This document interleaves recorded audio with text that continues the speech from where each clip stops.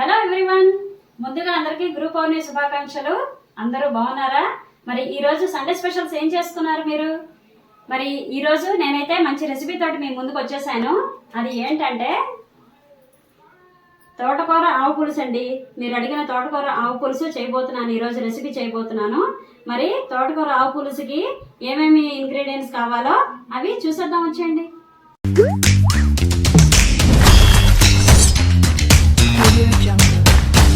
చూడండి, నేనైతే 2 కట్టలు తోటకూర తీసుకుని సన్నగా ఇలా తరిగి పెట్టుకున్నాను. శుభ్రంగా కడిగి బాగు చేసి పెట్టుకున్నాను. నెక్స్ట్ మామిడి బద్దలు. మనం ఆవకాయలు పెట్టుకునే టైంలో మామిడికాయలు సన్నగా ఇలా తరిగి ఎండబెట్టుకుంటే మామిడి బద్దలు తయారవుతాయి. ఒరుగులు కూడా అంటారు. మీకు నచ్చకపోతే కనుక మీరు చింతపండు పులుసు కూడా వేసుకోవచ్చు. నిమ్మకాయ సైజ్ అంత చింతపండు పులుసు కూడా వేసి చేసుకోవచ్చు. మామిడి బద్దలు అయితే ఇంకా చాలా బాగుంటుంది. ఎండుమిరపకాయలు ఒక 20 ఎండుమిరపకాయలు అనుకోండి.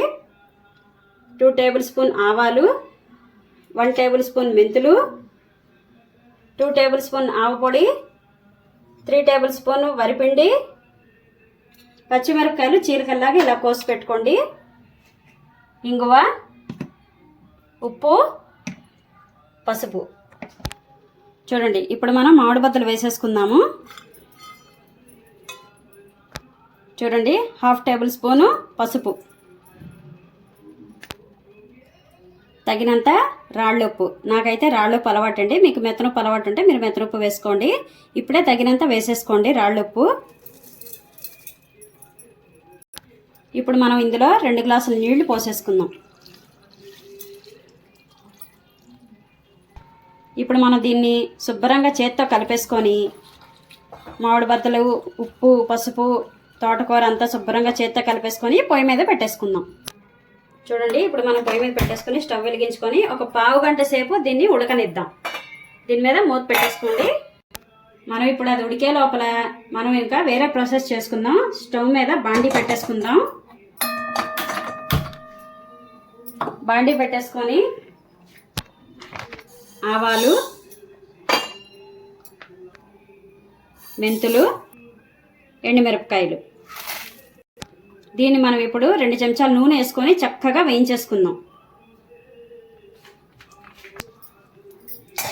శుభ్రంగా కలిపేసుకొని మెంతులు మాడకుండా దూరగా వేయించుకోండి. చూడండి, చక్కగా వేగిపోయాయి. మెంతులు, ఆవాలు, ఎండుమిరపకాయలు చక్కగా ఇవి ఇప్పుడు మనం చల్లారి చేసుకొని పొడి చేసేసుకుందాం. చూడండి, ఏదైతే ఆవాలు, మెంతులు, ఎండుమిరపకాయలు నేను వేయించి పెట్టుకున్నానో అది పొడి అయితే ఆడించేసాను. ఈ పొడి అయితే పులుసు కోసం చాలా అవసరం. ఇది చాలా కంపల్సరీ. ఇది వేసుకుంటేనే పులుసు చాలా టేస్ట్ బాగుంటుంది.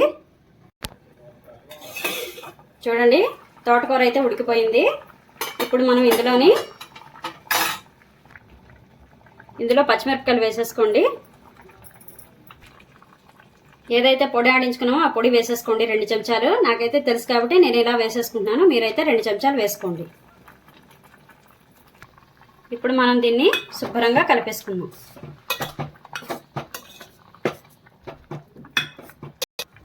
పులుసు అయితే ఉడుకుతోంది.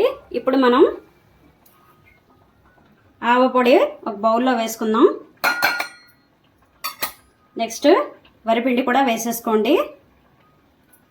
ఇప్పుడు మనం వాటర్లో కలుపుకుందాం. ఇది చూడండి,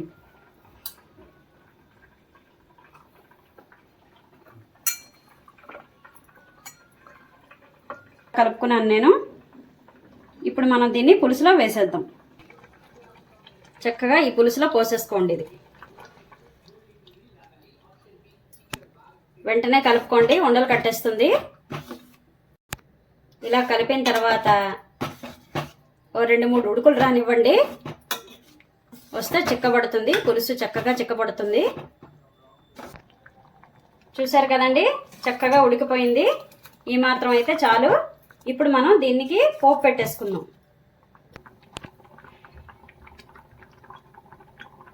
నూనె వేసుకోండి. ఒక 4-5 చెంచాలు నూనె వేసుకోండి.